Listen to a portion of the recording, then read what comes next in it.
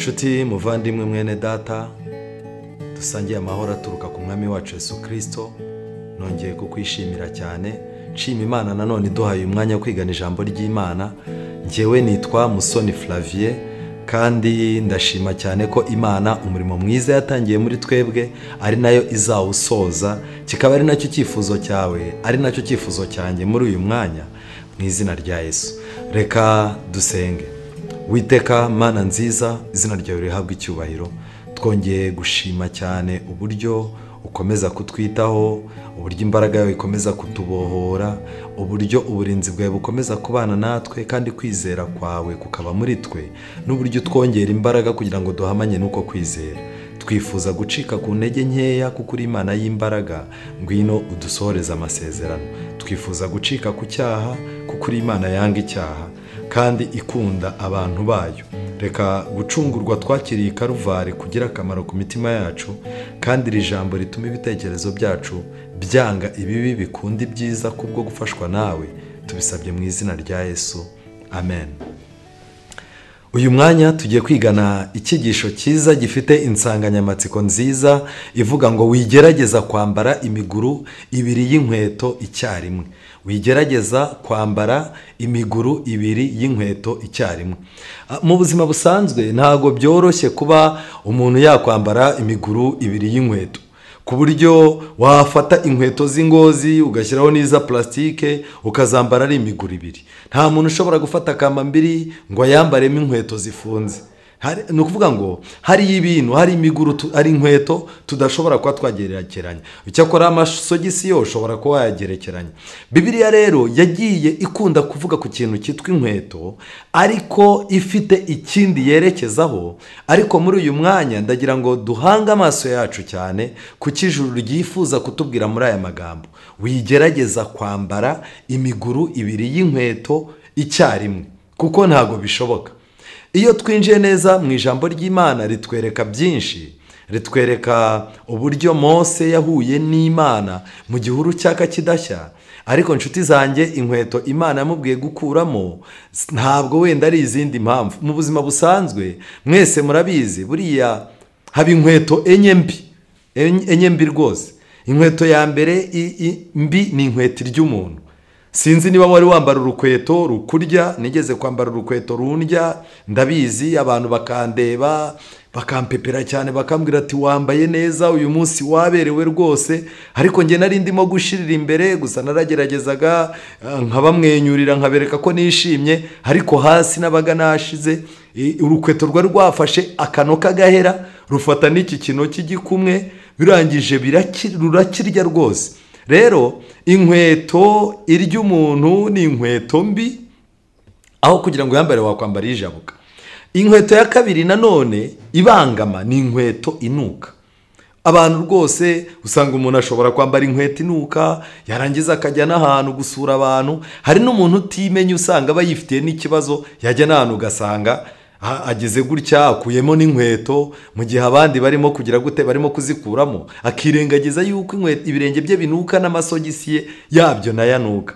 Rero niyo mpamvu byanga byakunda muzabona hari abantu benshi basura umuntu ukabona yiyicariye ku ntebe yo ku ruhande, aba arimo guhunga kugira ngo inkweto itaza kumutamaza. Inkweto inuka rero irabangama cyane, niyo ugiye kuyikuramo ikwibutsa yuko iri bunukire abantu. Ariko nanone ikibazo, iyo uyibaye mu igihe kirekire ugera ngo ntinuka. Rero iyo nkweto nayo irabangama. Inkweto ya gatatu ibangama ni inkweto ijabuka. Iyo ushatse kwiruka, murabizi, iyo urimo kwiruka nka cyangwa urimo kugenda umuntu agakandagira inkweto itagukwira ikavamo, murabizi rwose birabangama cyane. Birabangama, bibangamira umuntu mu bwenge. Ikindi ni inkweto ihengamye. Inkweto ihengamye nayo irabangama pe. Irabangama kuko usanga nyirayo yaragenze nkayo, yarahengamye nkayo. Aho ihengamiye ni naho nawe ugenda, ni naho n'ibiro byawe bigenda. Izi nkweto enye rero zirabangama pe. Mu buzima busanzwe, uretse ko n'ubuzima abantu babayemo ari ukubeshya, usanga umuntu ibibazo bye nta wundi wapfa kubimenya. Usanga umuntu ibinuka bye atabimenya. Usanga umuntu ari mu buzima butari ku rwego rwe, akundana n'abantu batari ku rwego rwe. Ugasanga umuntu ibintu byose arimo aragenda ajabuka mu kintu cyose akora, uretse uretse ko hari n'abandi ubona ukabona isi yaramuhengamishije ugasanga yahengamiye ku kintu kimwe, byanga byakunda izo nkweto ziba zifite ibibazo. Mose rero Imana yamubwiye gukwetura inkweto atari ikindi kindi, si uko iyo nkweto yariye yanukaga, si uko yamuryaga, si uko inkweto yajabukaga, si uko inkweto yari ihengamye, oya rwose, ahubwo Imana yabikoze mu rwego rwo kumwereka ikintu cyari gifite ikindi gishushanya kigomba gukorwa mu mitima yacu uyu munsi. Ikindi nagira ngo nkubwire kuri iki gitekerezo tugiye kwiga ni uko nanone buriya nagira ngo mbabwire ngo abantu bagira inkweto zitandukanye bambara ahantu hatandukanye. Urugero, njya nkunda kwitegereza buriya abadamu abafite inkweto yambara ari ahantu mu mujyi heza hateye neza, urumva, kugira ngo inkweto ibe yamuzamura. Hari n'inkweto bambara iyo bamaze kunanirwa, bajya mu birori, ariko wajya kubona ukabona batangiye kunanirwa, ukabona buri wese arimo akuramo ya nkweto yaje yambaye, wajya kubona ukabona yambaye ijya kuba ngufi kuri yo. Hari n'abo noneho usanga bagendanye imiguru itatu, akabanza akambara inkweto ndende ishinguye, yaza kunanirwa akambara akagerageza kuba kagufi, byaza kwanga arimo gutaha byanze neza ukabona yambaye utundi tumeze nka kamba mbiri. Rero icyo nashaka kubabwira ngiki, hari inkweto abantu bambara ahantu hatanyerera cyangwa se ahantu hanyerera, urumva. Hari inkweto abantu bambara zo kuzamura umuntu, hari izambarwa umuntu ananiwe nk'uko nabibabwiraga. Inkweto ziratandukanye bitewe n'impamvu. Ariko nshuti zanjye, ibyo tugiye kwiga hano muri Bibiliya ni inkweto umuntu atambara ngo zite agaciro azambike ikindi gihe. Kandi izi nkweto tugiye kwiga zifitanye isano n'agakiza. Rero byanga byakunda harimo umuguru umwe w'inkweto Imana ikwifuriza kwambara mu buryo bw'umwuka, hakaba n'umuguru w'inkweto Imana ikwifuriza gukuramo. Izi nkweto zombi rero ntizishobora kwambikwa icyarimwe. Nshuti yanjye, nagira ngo mbabwire ngo ijambo ry'Imana riratangaje. Mu gitabo cyo Kuva igice cya gatatu, Imana yabonekeye Mose mu gihuru cyaka umuriro. Umurongo wa mbere, icyo gihe Mose yaragiraga umukumbi wa Yetiro sebukwe, umutambyi w'Imidiyani. Aturukiriza umukumbi nyuma y'ubutayu, ajya ku musozi w'Imana witwa Horebu. Marayika w'Uwiteka amubonekera mu kirimi cy'umuriro kiva hagati mu gihuru cy'amahwa. Arareba abona icyo gihuru cyakamo umuriro nticyakongoka. Mose aribwira ati, reka ntambike ndebe iri shyano riguye, menye igituma igihuru kidakongoka. Nk'umusirikare ntabwo bayagiraga, yabonye igihuru cyaka kidashya bwari ubwa mbere abibonye, ariko kubera ko yari yaramenye muri we ntabwo yagiraga, yaravuze ati, nshaka kumenya ikintu kirimo gutera iki kintu, nshaka kumenya ibi bintu aho byerekera. Umurongo wa 4, Uwiteka abonye yuko atambikishwa no kubireba, Imana imuhamagara iri hagati muri icyo gihuru. Imana yari iri hagati mu gihuru, iramuhamagara iti, Mose, Mose. Aritaba ati, karame. Buriya nagira ngo mbabwire inshuti zanjye, ikinyabupfura ni ikintu gikomeye. Kwitaba neza ni ikintu kigaragaza amarangamutima y'umuntu uha agaciro. Uyu munsi wa none abantu benshi hari inyigisho baganira basigaye bigisha nanone z'ibinyoma mu madini, ukumva barigisha ngo umuntu ngo yapfuye. Hari igihe tuba turi nk'ahantu hapfuye umuntu, ukumva abantu baravuze ngo yitabye Imana, ngo ni ururabyo rwari rweze, ngo Imana iramujyanye nyine, ngo yamukunze kuturusha. Ariko ayo magambo yose ni amagambo yaje mu bihe twita ibihe by'umwijima, guturuka muri 538 kugeza mu 1798, aho Roma yazanye inyigisho z'ibinyoma iroga abantu. Muri icyo gihe rero nibwo abantu batangiye kuvuga ko abantu badapfa, ahubwo iyo bapfuye baba badapfuye neza. Noneho banarangiza kandi bakavuga yuko byanga byakunda umuntu upfuye yitabye Imana. Ariko iri somo riratwereka iki? Imana yahamagaye Mose iri hagati muri icyo gihuru iti, Mose, Mose. Aritaba ati, karame. Mu magambo make, Imana ihamagara umuntu muzima. Nshuti yanjye, ntabwo Imana izaguhamagara uri mu bitaro, ntabwo Imana izaguhamagara uri mu irimbi, ntabwo Imana izaguhamagara uri mu isanduku wapfuye. Imana ni Imana y'abazima kandi imigambi yayo na gahunda zayo zigendana n'abantu bakiriho. Mu magambo make, nta muntu wihana yapfuye, kandi Imana ikangurira abantu bose gukorana nayo no kuyitaba bakiri bazima. Rero inshuti zanjye, nagira ngo mbabwire, ni ikosa rikomeye kuzitaba Imana ari ukuri mu isanduku. Oya, Mose yitabye Imana akiri muzima. Aya ni amahirwe adasanzwe. Imana iramubwira iti, wikwegera hano kandi kwetura inkweto mu birenge byawe, kuko aho uhagaze ari ahera. Aha hantu ko hari mu gihuru, hari mu ishyamba, hahindutse ahera gute? Aha hantu hahindutse ahera kubera ko Imana yari ihari. Ahantu Imana iganirira n'umunyabyaha, ahantu ibintu by'Imana bihererwa agaciro, aho hantu Imana ibihari, abantu babiri cyangwa batatu aho bateraniye bari kuvuga iby'ijambo ry'Imana, Yesu yaravuze ngo nzaba ndi kumwe nabo. Kuko ibyo rero Imana ibihari byanga byakunda. Aho hantu rero nahera, ntabwo uba ukwiye kuhakorera ibintu ushaka, ariko ikintu ukwiye gukora ni ugukwetura inkweto. Kandi Imana yaramubwiye iti, ndi Imana ya so, Imana ya Aburahamu, Imana ya Isaka, Imana ya Yakobo. Mose yipfuka mu maso kuko atinye kureba Imana. Nyuma yaho Imana yamuhaye misiyo, ariko icyo nicyo gikorwa cyabanje. Rero inshuti zanjye, mbere y'uko Imana ikorana n'umuntu, ibi bintu bibiri birabanza bigakorwa. Icya mbere, Imana irabanza ikamuhamagara, irarika. Reka mbabwire yuko ijambo ry'Imana riratangaje. Murebe muri Bibiliya zanyu, abafite Bibiliya murebe muri Bibiliya zanyu, muri Zaburi igice, yego, Zaburi igice cya gatatu, Zaburi igice cya gatatu, harimo amagambo akomeye cyane. Hano Bibiliya iranditse ngo, Uwiteka, erega abanzi banjye baragwiriye, abangomeye ni benshi. Benshi baramvuga bati, nta gakiza afite ku Mana. Ariko wowe Uwiteka, uri ingabo inkingira, uri icyubahiro cyanjye, ni wowe ushyira hejuru umutwe wanjye. Ijwi ryanjye ritakira Uwiteka, nawe akansubiza ari ku musozi we wera. Amen.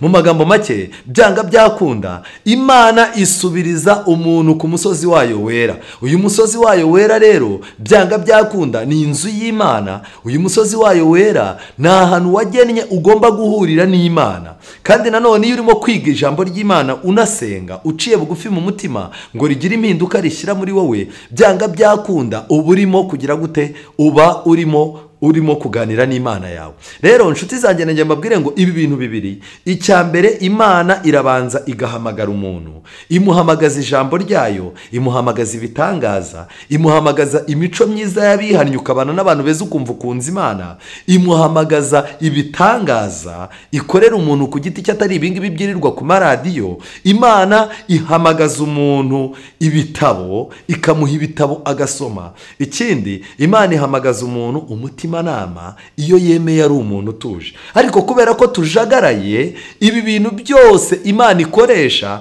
usanga iduhamagara ntitubimenye, ugasanga Imana iraturarika kugira ngo twinginge tuze mu ruhande rwayo dukorane ntitubyemere, ahubwo ukazasanga abantu bagiye kwitaba Imana ari uko bamaze gupfa. Ntabwo ari byo rwose. Icya mbere, Imana ihamagara umuntu. Icya kabiri, Imana imukangurira gukuramo inkweto. Ndagira ngo mbabwire inshuti zanjye, inkweto zishushanya imitekerereze. Mwibuke neza igihe Yesu yari agiye guha abigishwa be ifunguro ryera, niba mubyibuka neza, yabanje yoza abigishwa b'ibirenge. Koza abigishwa b'ibirenge cyari ikimenyetso cyo kwezwa kw'intekerezo. Mu magambo make rero, uyu munsi wa none, inkweto ni ibintu birunze mu bitekerezo by'umuntu. Mose ari mu Egiputa, murabyibuka neza, Bibiliya itubwira ko Mose yavukiye mu Egiputa, abana barimo gupfa muri situwasiyo mbi, arangije iwabo baramufata bamushyira mu kato. Ako kantu kameze nk'akato, akantu gatoya bashyize mu mazi. Igihe kiragera, umukobwa wa Farawo arakabona, arangije bahamagara nyina wa Mose, ahabwa amahirwe ya kabiri yo kurera umwana we. Imana niguha amahirwe ya kabiri, ukabona umwana yari yarakunaniye arongeye aragarutse, ntuzayapfusha ubusa, jya ushaka uburyo umuhuza n'ijuru. Mose rero nta kindi yari gukora. Mose yatangiye gukura ariko akurira iwabo ku myaka mike cyane, agejeje mu myaka 7. Muri iyo myaka nibwo bamujyana kwa Farawo. Kwa Farawo rero yatangiye guhura n'inyigisho, bamutereningaga nk'umuntu uzaba umugaba w'ingabo, akaba umuyobozi w'igihugu, yagombaga kuzahagarara ibigirwamana byo mu Egiputa, akaba umutambyi wabyo. Urumva inzego zose z'ubupagani bwa Egiputa bazimushyizemo kandi aba umuhanga muri zo. Ibi bintu rero, ibintu by'igisirikare, ibintu bya politike, ibintu by'ibigirwamana byo mu Egiputa, ibintu by'amataktike yandi, ibintu byo gukoresha abantu, ibintu by'ubutwari n'ibiki, byaragiye bimwinjiramo kugeza ubwo nta wundi mwanya yari yarasigaranye. Ariko Mwuka w'Imana asigara amwibutsa yuko kuguma mu munezero wo kwa Farawo bitangana no kurengananwa n'ubwoko bw'Imana. Kwizera rero niko kwatumye Mose yanga kwitwa umukobwa w'umuhungu, umwana w'umukobwa wa Farawo. Icyo nashakaga kuvuga rero ngiki, ijambo ry'Imana ritwereka ikintu gikomeye. Igihe rero Yesu yozaga ibirenge, yari arimo koza intekerezo, cyari ikimenyetso cyo kozwa kw'intekerezo. Rero ni ukuvuga ngo gukuramo inkweto, Mose yagombaga kwikuramo ibyo ibintu byo mu Egiputa, kuko yumvaga yuko azacyura n'abantu b'Imana, abacyuje imbaraga ze na tekinike ze. Yari azi ko Abisirayeli bazataha kubw'inkota ye, yari azi ko Imana ifite ukundi kuntu izabikora, ariko yumvaga Abisirayeli abahetse ku maboko ye bazacyurwa na tekinike ze. Icyo Imana yakoze rero, yamweretse yuko ifite umugambi, ikunda abantu bayo kuruta uko bakunda. Abayobozi b'amadini bakwiye kumenya yuko Imana ikunda abantu bayo kuruta uko abayobozi babakunda, kuko Imana nta nyungu zindi ifite kuri twe uretse gukira kwacu. Rero nshuti zanjye, nagira nkubwire ngo Mose yagombaga gukuramo inkweto kugira ngo mu buryo bw'ikimenyetso Imana ibone aho ishyira ibyayo. Rero nshuti zanjye, iki kintu kirakomeye cyane. Ukwiye gukuramo inkweto z'imitekerereze yawe isanzwe yakavukire, uko wavutse.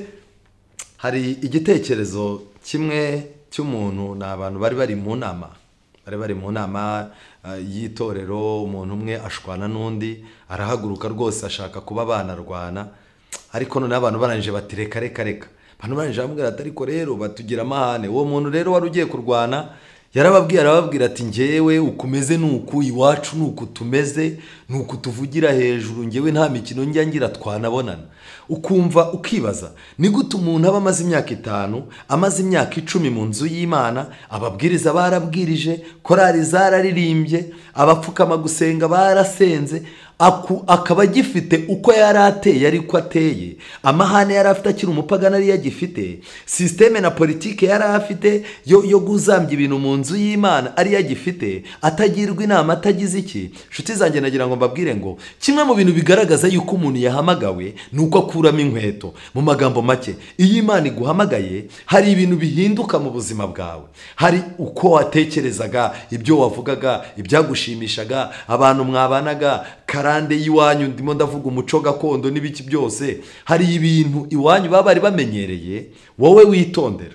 Icyo nshaka kuvuga ni iki. Urugero, uyu munsi wa none, ntabwo kuba warakuriye ahantu mu muryango wanyu hari abakobwa basuzugura bamara no gushaka bagasuzugura abagabo babo, ndagira ngo mbwire ngo ijambo ry'Imana rigomba kugira icyo rikora, kuko nanone uko gusuzugura kwawe kwakomeje kubera iki. Inkweto zigomba gukurwamo. Uko twari tumeze turi abapagani, hagomba kuboneka impinduka uyu munsi wa none, bikagaragara ko ibitekerezo byacu hari ibintu dukuyemo, hakaba hari n'ibindi bigiye kujyamo, bikagaragaza yuko twageze ahera, ndetse ubu noneho tukaba turi n'ahera cyane, twakwetuye inkweto.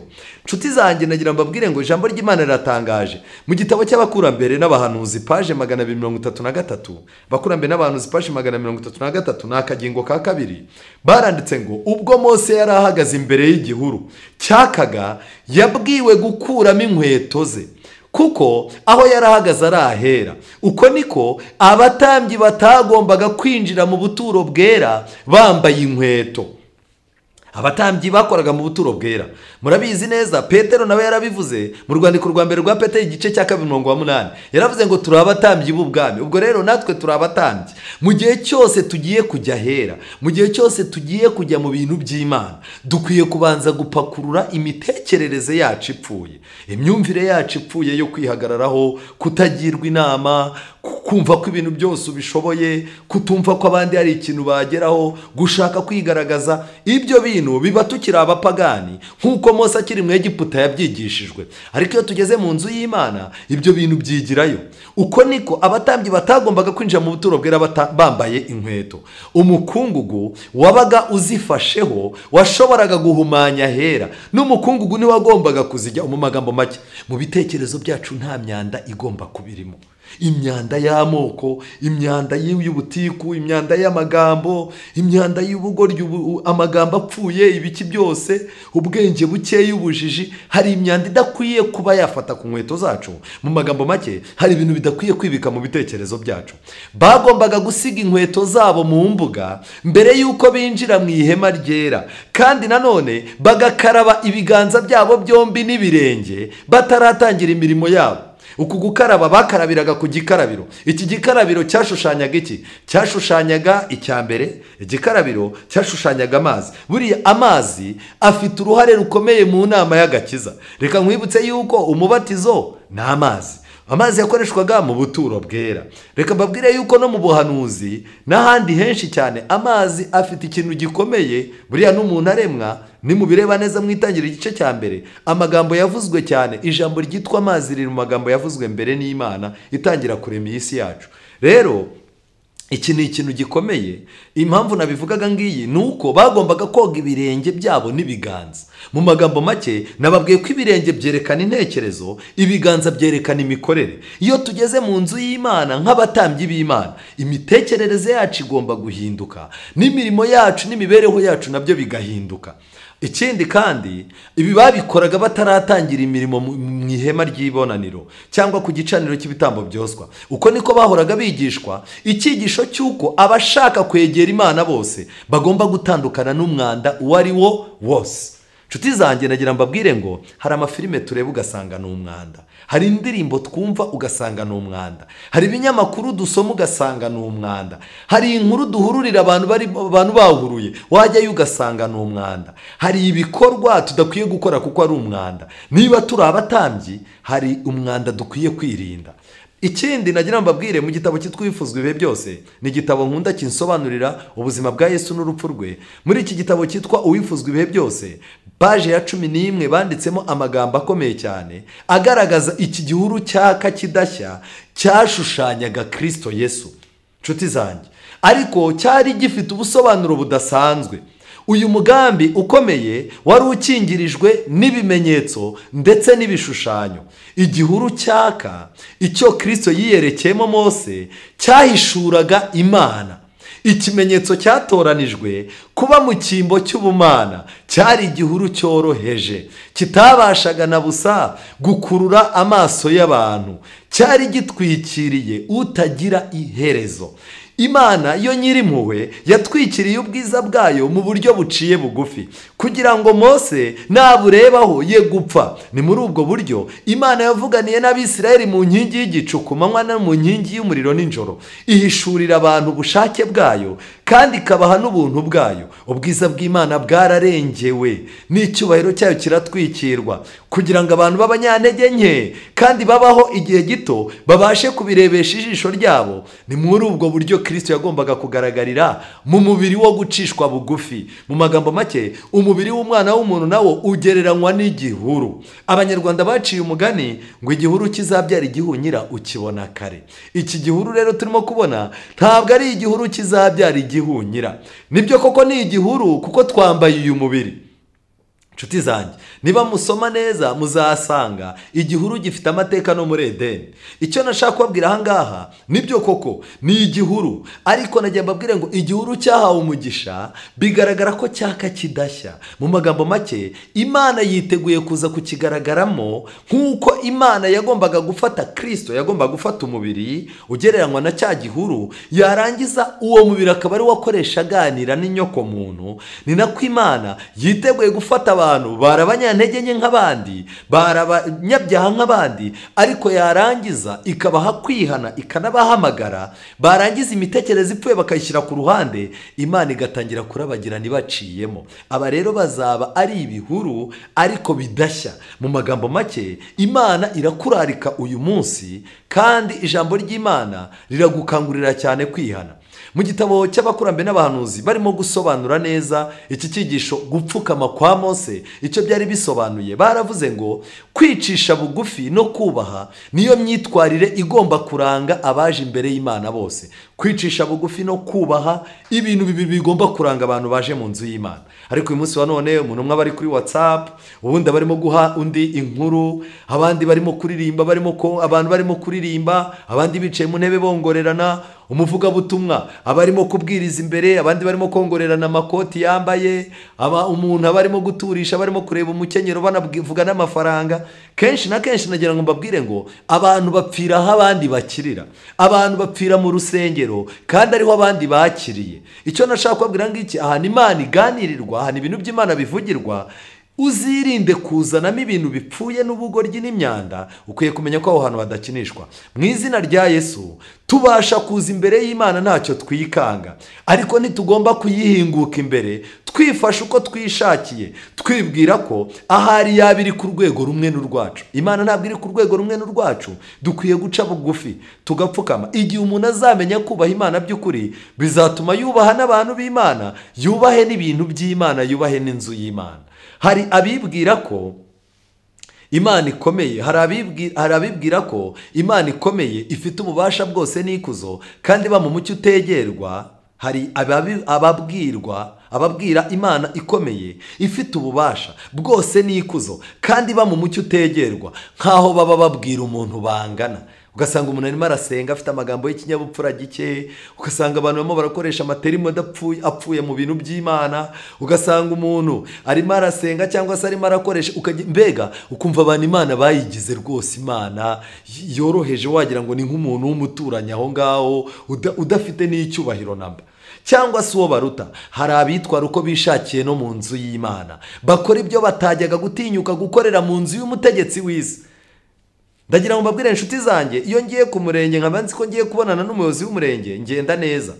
Iyo bambwiye yuko ngiye kujya kuvugana n'umuntu witwa ko ari umuntu ukomeye mu nzego z'ubuyobozi bwa leta, ndigengesera n'amagambo yanjye akaba make kandi uko nitwara bikaba bigize. Tekereza noneho baguhamagaye ngo ugende ujye kuvugana na perezida w'igihugu.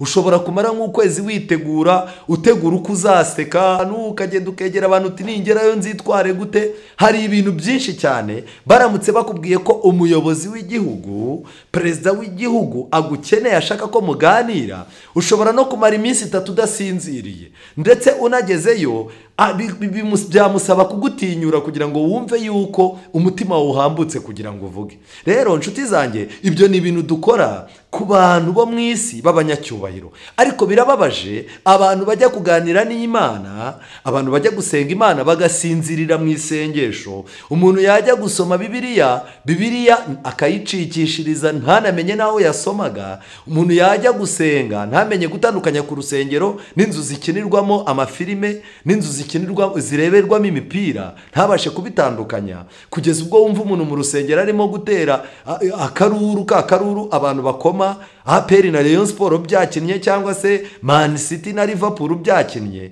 Mu by'ukuri ugasanga uwo muntu arimo araza imbere y'Imana ariko afite inkweto za kera. Iki ni ikibazo gikomeye. Imana idukangurira gukuramo inkweto za kera. Reka nkubwire inshuti yanjye, ijambo ry'Imana riratangaje. Kuva igice cya 12:11 Bibiliya ivuga ngo iki gihe Abisirayeli baba bagiye gutaha, Imana yabahaye itegeko rya Pasika. Pasika yashushanyaga Kristo. Rero Imana yababwiye ibintu bagomba kwitondera. Bagombaga kurya umwana w'intama, Imana ibabwira uko bazamurya n'ibiki byose, ariko ku murongo wa 11 Imana yatanze itegeko uku aba ariko muzazirya inyama z'iyo ntama. muzazirye mukenyeye, icyo ni icya mbere. Mukwesa inkweto, icyo ni icya kabiri. Mwitwaje inkoni, icyo ni icya gatatu. Muzazirye vuba vuba, icyo ni icya kane. Iyo niyo Pasika y'Uwiteka. Gukweta inkweto byajemo bigaragaza iki? Gukweta inkweto noneho ni ukuzambara, bigaragaza ko ufashe urugendo kandi utazagaruka. Gufata inkoni ni ikimenyetso cyerekana yuko nubwo haboneka ibirushya uzakomeza kwihanganira urugendo, nta mpamvu izakugarura. Uyu munsi rero abantu baza mu bintu by'Imana ariko bakaza badakenyeye. Abantu baza mu bintu by'Imana baje badakwesa inkweto z'Imana. Ikindi, abantu baza batitwaje inkoni. Niyo mpamvu umuntu azayamara kubatizwa kongera akagenda. Nshuti zanjye, gukweta inkweto, gufata umwanzuro wo gukora urugendo rutazagufasha gusubira inyuma mu byaha, ngiki kintu gikomeye cyane uyu munsi dukwiye kwitondera. Muri Yosuwa igice cya 9:3, murabizi hari abantu bigeze kwicara bashaka kwivanga mu Bisiraheli. Bari abantu baturanye n'Abisiraheli ariko barareba bitwa Abagibeyoni. Barareba baravuga bati rero Abisiraheli nitubabwira ko turi abaha hafi ntago bazemera gusezerana natwe. Tubajijishe tubashukashuke, niturangiza tubice mu mutwe. Icyo tuzakora ni iki? Bazadusezeranira kandi tubane. Muri Yosuwa igice cya 9:3 haranditse ngo, ariko Abagibeyoni bumvise ibyo Yosuwa yakoze i Yeriko no kuri Ayi, bahimba ubwenge, baragenda bayihindura intumwa, bajyana amasaho ashaje ku ndogobe zabo n'imvumba za vino zishaje ziteye ibiremo zibaririye. Bari bambaye n'inkweto mu birenge zishaje ziteye indomo n'imyenda ishaje y'ubushwambagara, kandi imitsima yose y'impamba yari yaragwengeye iguye uruhumbu. Mbega ikibazo! Bitwaje inkweto zishaje kugira ngo bice mu mutwe Abisiraheli. Uyu munsi ushobora guhura n'umuntu wambaye inkweto za kera kandi atari iza kera.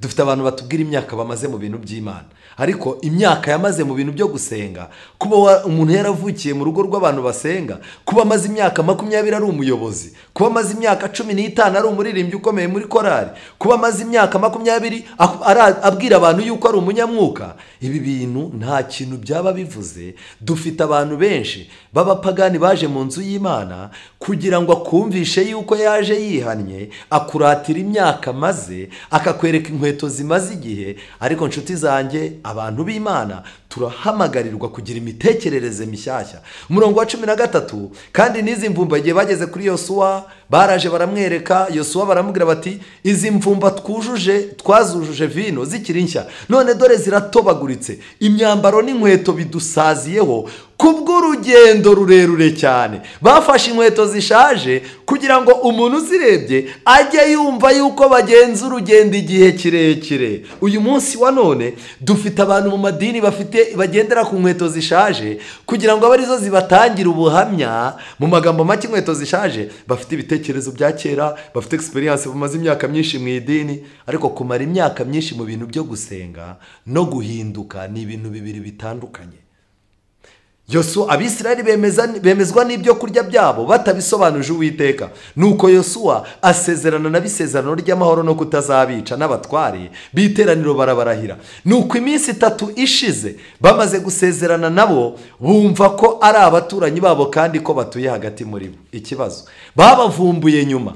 Ndagira mbabwire ngo ntukwiye kwemezwa n'inkoni, inkweto, imitsima, ubwanwa, ibiki umuntu akweretse, ahubwo ukwiye gusobanuza Uwiteka. Rero twihuta nshuti zanjye, Bibiliya yavuze ngo iki mu Befeso igice cya 6:14. Tujyane. Paulo, umwuka w'Imana amumurikiye, yabonye abantu b'Imana bagomba kuba bambaye gisirikare nk'uko umusirikare w'Umuroma yabigenzaga. Umusirikare w'Umuroma bamuhaga ibyangombwa bimuranga, ariko kubera urugamba yari agiye kujyamo bamwambikaga inkweto. Izi nkweto rero yazikoreshaga agenda kugira ngo amahwa adakandagira amahwa. Izi nkweto yazambaraga kugira ngo atagira ikindi kibazo icyo ari cyo cyose, ariko zanamufashaga kugenda urugendo rurerure igihe kirekire. Mu bintu bapangira umusirikare mwarabirebye, kimwe mu bintu byerekana ko umusirikare ari umuntu udasanzwe, uzabirebe bamwambika botine.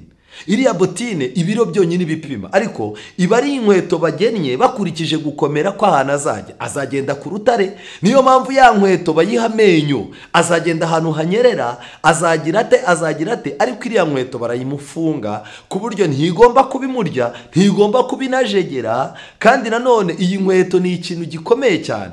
rero umusirikare w'Imana nawe afite inkweto. Twabonye ko Mose Imana yamubwiye gukwetura inkweto, ariko noneho nubwo tumaze kuzikwetura, tumaze kwikuramo bya mitekerereze ipfuye, tumaze gushyira ku ruhande za nzangano zacu n'aya matiku yacu n'ibiki n'aya myumvire n'ibitekerezo bipfuye twagiye twigira mu madini atandukanye by'inyigisho z'ibinyoma zitaba muri Bibiliya, iyo tumaze kubishyira ku ruhande, Imana noneho itubwira izindi nkweto turi bwambare, kuko ntabwo twagenda tutambaye inkweto. Abefeso 6:14 Pawulo ati muhagarare mushikamye, stand still, guhagarara ushikamye. Muzareba abasirikare bari ku karasisi, ntawe uheta urutugu, ntawe uheta ijosi, ntawe ureba ku ruhande. Uko ni uguhagarara ushikamye. Mukenyeye ukuri, umusirikare yambara umukandara, mwambaye gukiranuka nk'icyuma gikingira igituza, mukwesa inkweto arizo butumwa bwiza bw'amahoro bubiteguza. Amen. Mu magambo make, ndagukangurira mushiki wanjye, murumuna wanjye, wa mugabo we, wa mugore we, muntu w'Imana, ndagukangurira gukwetura inkweto, ugakweta inkweto z'ubutumwa bwiza. Abusuye, abo mukorana, abo mubana mu rugo bakamenya Imana. Kubera iki mpamvu mbivuga? Umuntu aragusura ukajya kumva kuzana ibitekerezo by'amoko byo muri 94, wajya kubona ukabona undi aragusuye akuzaniye inkuru y'umuntu mwakoranaga w'inshuti yawe wakennye, ukibaza ibyo bintu bimaze iki? Binamushimishije. Undi akaza akakubwira filime yabonye, undi akaza akakubwira indirimbo yasohotse, undi akaza kugusura akubwira umwenda uzadodesha wakubera ahantu avuye ngo arawubonye, undi akakubwira ibintu. Undi, reka mbabwire, hari inkuru nyinshi abantu batuzanira, ugasanga abo bantu bakwesa inkweto za kera kandi bagomba kuba bakwesa inkweto nshyashya. Rero mukweta inkweto arizo butumwa bwiza. Bibiliya ivuga yuko ubutumwa bwiza ari ibirenge byuzanye inkuru nziza, ni byiza ku musozi. None nagira nkubaze, ahantu uzenguruka abantu mwirirwana uko ubayeho, ibirenge byawe bikwesa inkuru nziza cyangwa bikwesa amatiku, bikwesa amoko? Ndagira ngo mbwire inshuti zanjye, Pawulo abivuga yagaragazaga yuko ari byo byaranga umusirikare w'Imana. Muri Luka igice cya 15 ndahakunda cyane. Luka igice cya 15:20. Inkweto muri Bibiliya zongeye kugarukamo nk'ikintu kidasanzwe. Gute? Luka 15:20, igihe wa mwana w'ikirara wari waragiye yagarutse, mu mpano muri kado zikomeye umubyeyi yamuhaye hari harimo n'inkweto, kuko yari yaragiye inkweto zimusaziraho, ibintu byose bimusaziraho, aho yari yaragiye mu gihugu cya kure. N'uyu munsi wa none Bibiliya irabyerekana, abantu bari mu gihugu cya kure. Uganira n'umuntu mu rusengero akakubwira ati rero buriya mwigishaga sinzi aho narindi, buriya mwaririmbye sinzi aho narindi. Umugore aganira n'umugabo wamubwira ibibazo biri mu rugo, umugabo mu gitondo yarangiza akavuga ati nibi ntabyo wambwiye. Kubera iki? Abantu ntiwamenya aho bari. Umwana uricara ukamubwira uti ngiye kuguhana, ukamubwira amagambo, ukamugira inama, yarangiza agahaguruka, wazamubaza akakubwira ati burya nta kintu nakuyemo, sinzi aho narindi. Abantu rero bari mu gihugu cya kure, ariko nagira mbabwire ngo umuntu Imana ikuye mu gihugu cya kure agahuguka akagaruka ku Mana, mu bintu Imana imupangira n'inkweto zirimo. Nk'uko uyu mwana w'ikirara agarutse iwabo, papa we yamupangiye inkweto.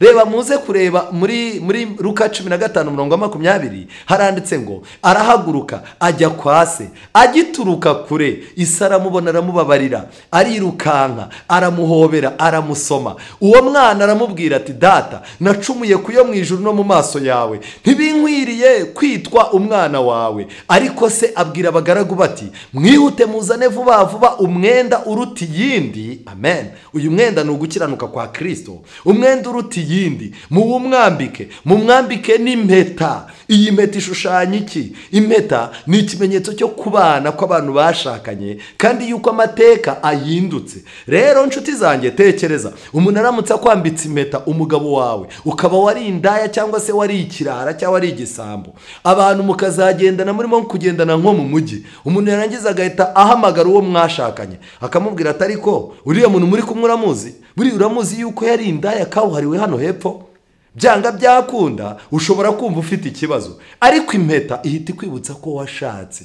Uhita kwibuka ko washatse ayo makuru naya kera mbere yuko ushaka. Kandi nanone uwo muntu aramutse ashaka akakubwira amagambo menshi, uhita umubwira uti uriya muntu twarabanye, twarashimanye, ayo ni amateka ya kera, ibya kera byarashize. Impeta rero ni ikimenyetso cy'umutima uticiraho urubanza.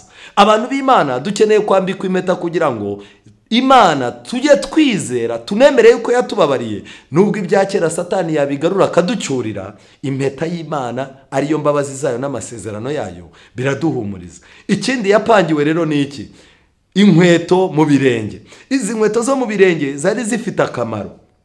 Murabizi mu gihe cya Bibiliya no muri iki gihe cya none, mu gihe cya kera, inkweto cyari ikintu gisobanutse ku buryo umubyeyi iyo yakiguhaga yabaga nta kindi kintu yakwima mu gihe cya Isiraheli. Rero uyu munsi wa none inkweto mu birenge ni ubutumwa bwiza, ariko nanone ni uburinzi bw'Imana butuma umuntu atahura n'ikibazo. Reka mbibutse, murabyibuka yuko umuntu aba yaraciye mu byaha byinshi, tuba twarakoze ibyaha byinshi ndetse twarangije inzira yacu. Kenshi na kenshi inzira yacu yo gutera imbere tuba twaramenyemo amahwa, tuba twaramenyemo amacupa, haba harimo ibintu byakomeretse ibirenge byacu, ibitekerezo byacu. Kugira ngo Imana iturinde rero iduha inkweto kugira ngo dukomeze tugende, kuko amahwa ntazabura mu nzira, amacupa ntazabura mu nzira, ibisitaza ntibizabura muri uru rugendo. Ariko umuntu Imana yahaye inkweto, umuntu Imana yahaye ubutumwa bwiza, Imana ikamuha umucyo wo kunyurwa no kwihana, Imana ikamuha amasezerano yayo, azagendera muri ibyo bitume iminsi yo kujijwa kwe irangira, Imana imutegeke kwihana kandi abeho neza.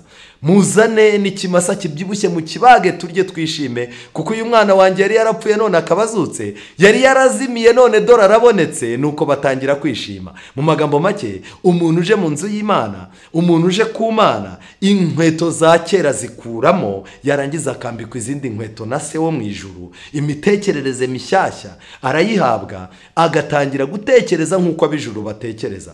Rero nshuti zanjye, nagira ngo mbabwire ngo ubwo inkweto ari ubutumwa bwiza, rero inkweto abigishwa bagendeyemo arizo butumwa bwiza. Izo nkweto abigishwa bagendeyemo igihe cyarageze, barangije barazihererekanya. Izo nkweto ni z'abagorozi bambaye, kandi abagorozi bamaze kuzambara, abagorozi mu gihe bapfaga, izo nkweto zashyikirijwe itorero ryasigaye kuva mu cya 844. Izo nkweto n'izitorero rikoresha. Ntabwo ari byiza kuzakuramo izo nkweto, ariko nigeze kubibabwira, ntabwo ari byiza yuko inkweto wazikuramo bitewe n'aho ugeze.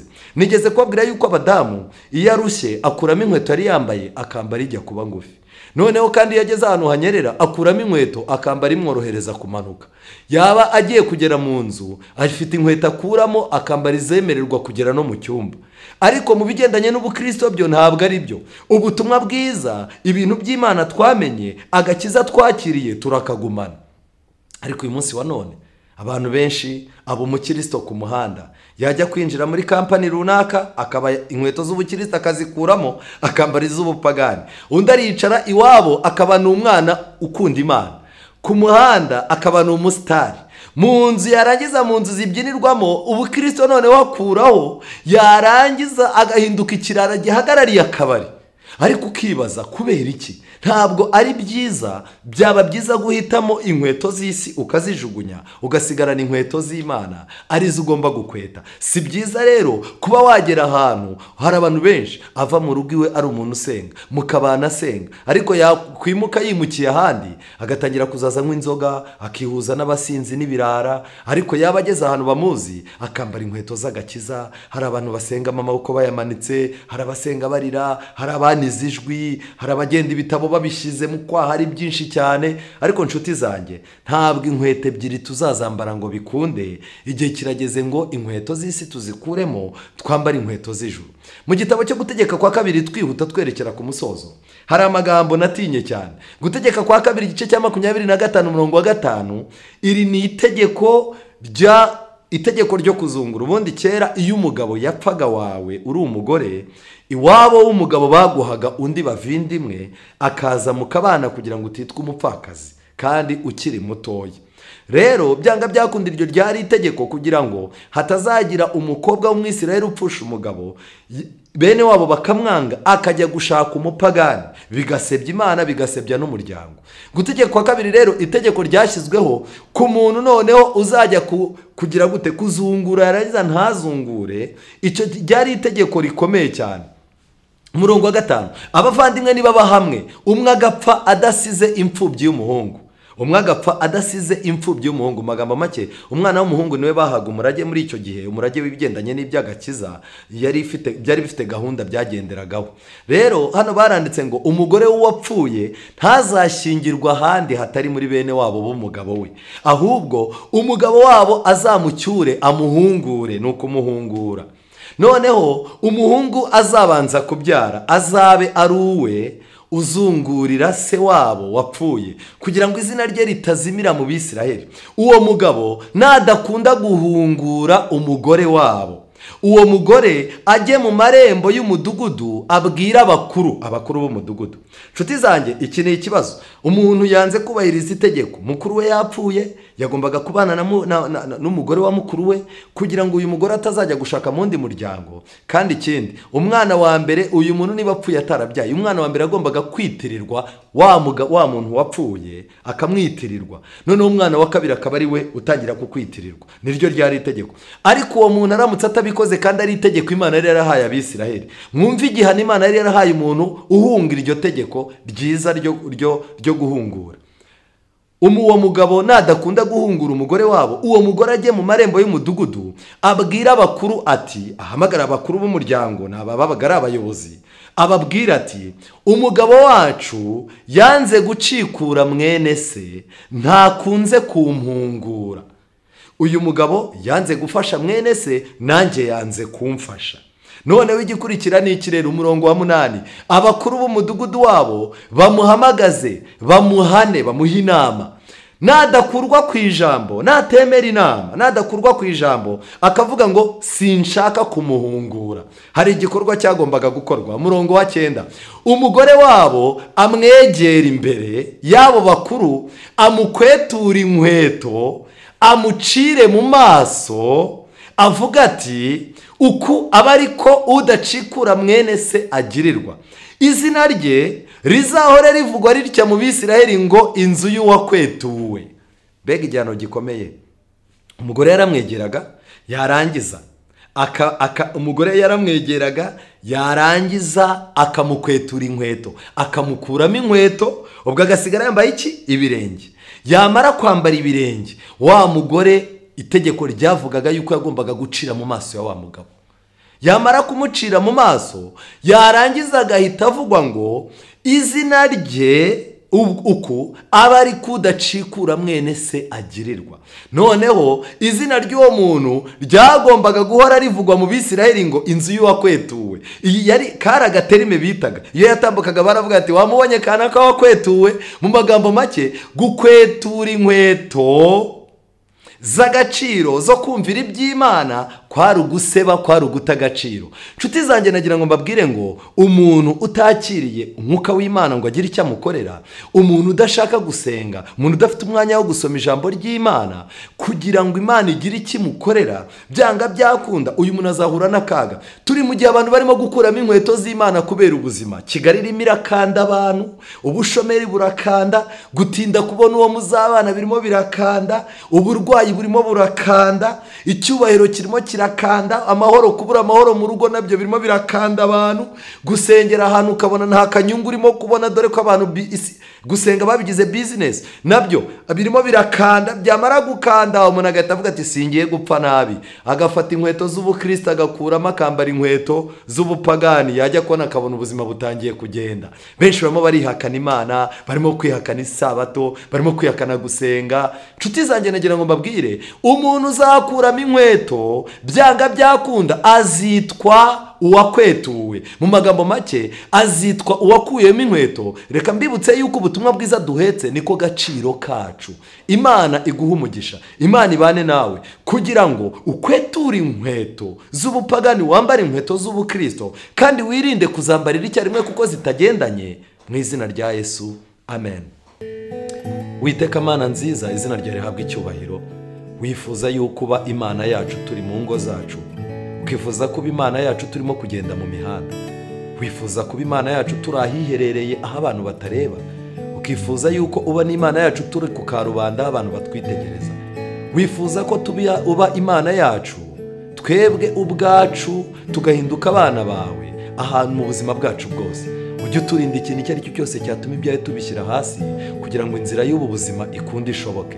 Nsabiye abagabo, nsabiye abagore, nsabiye abakobwa, nsabiye abasore, kugira ngo ubane nabo, ubereke yuko kubana nawe ari ryo banga ryo kubaho, kandi ikintu icyo ari cyose cyagutandukanya natwe kigizweyo. Reka iri jambo ryawe, ubu butumwa bwawe tubuvuge ukuri, kandi Mwuka wawe wera adukure mu bitekerezo bipfuye. Kandi uyu mwanya imbaraga yawe ya Mwuka wera n'ikiganza cyawe bikore ku mitima yacu, kugira ngo abari barabaye ibigoryi bahinduka abana bagarutse mu rugo. Utwambike inkweto kugira ngo amahwa y'amateka yacu twahisemo mabi atatuma tugirana ikibazo n'ijambo ryawe. Reka ibyo wifuza kuri twe ari byo dukorera, tubisabye mu izina rya Yesu.